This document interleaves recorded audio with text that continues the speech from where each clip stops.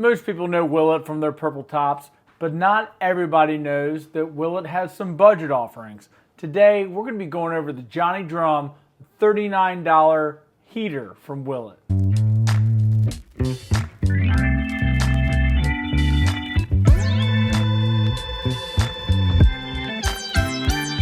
Welcome back to another episode of Neat Bourbon. My name's Tanner, and today we are talking about Willett. We've got the Johnny Drum, a $38 offering from the Willett distillery. The mash bill is undisclosed, and there's also no age statement on this bottle. So we don't know too much about it. That's kind of, seems to be par for the course for most things Willett. It's their entry-level offering from Willett. Comes in, I got this from the distillery. I think it was like $38.99. This bottle was recommended to me by one of you subscribers out there, so thank you so much. Really want to get this review out here for you guys. I did, and also it seems to be par for the course with Willett. They all have synthetic corks, so just one thing to note. So Johnny Drum, where did they get this name from? So the legend has it, or at least the story on the old neck tag, which didn't come on this bottle. For the older bottles, these used to be wax topped. Now you just kind of get this gold foil, which, is still nice, but the wax was nicer. Anyways, Johnny Drum was a little drummer boy in the Civil War, and then after the Civil War, he came back home to Kentucky where he was a corn farmer. And then when times were rough, he decided to take his leftover corn, and he was actually able to turn it into whiskey. Then he would sell that whiskey, and then boom, that's where the name Johnny Drum came from. Anyways, so again, don't know too much about this. What we do know about Willett, they do make some really expensive age-stated bottles. So a lot of people love them. Willett has this characteristic like funk to it. It's like a whoops, just spilt some whiskey all over me. But anyways, yeah, so Willett kind of has like a musty, nutty, like not nutty, but like a musty, dewy, like funk to it, like an earthiness, I would say. So let's see if we can't pick this up on this glass and see if this is a budget bottle that you need to have on your shelf. Anyways, do the nose.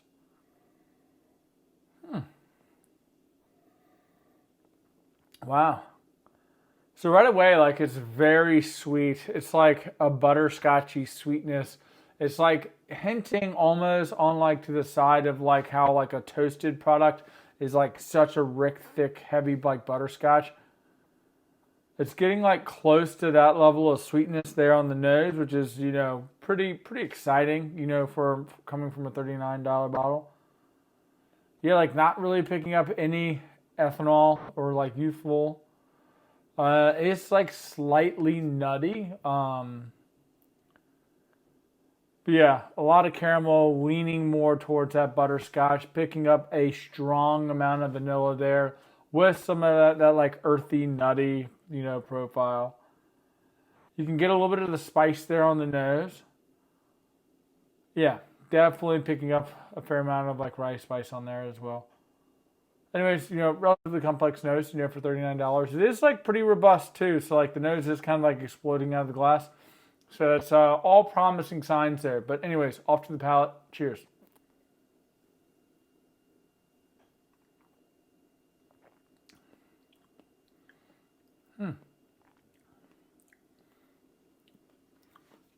Yeah, definitely getting a little bit of that rice spice, coming over to the tongue. You're getting a lot of, or not a lot, but you're definitely getting like a little bit of that like minty herbal, quality there. It is very sweet on the front of the palate, like that caramel butterscotch. Like to me, like a butterscotch is like a sweeter caramel. So like that butterscotchy note is pretty apparent on the front of the palate. Anyways, going for one more. Yeah, so two notes that are usually like pretty characteristic for me for Willett is that like kind of that earthiness, funk to it, and also like cinnamon, like a cinnamon red hot. It seems to be a note that like I get on like a lot of Willett offerings. I say a lot, like I've tried a bunch of them. I haven't had that many of them, but I was just at the distillery and I was able to try like 5 other, of their higher end stuff that, I hadn't had before. This is, I don't know, like my 5th Willett bottle now. So I know. Yeah, so again, a lot of that butterscotch hits you right up front.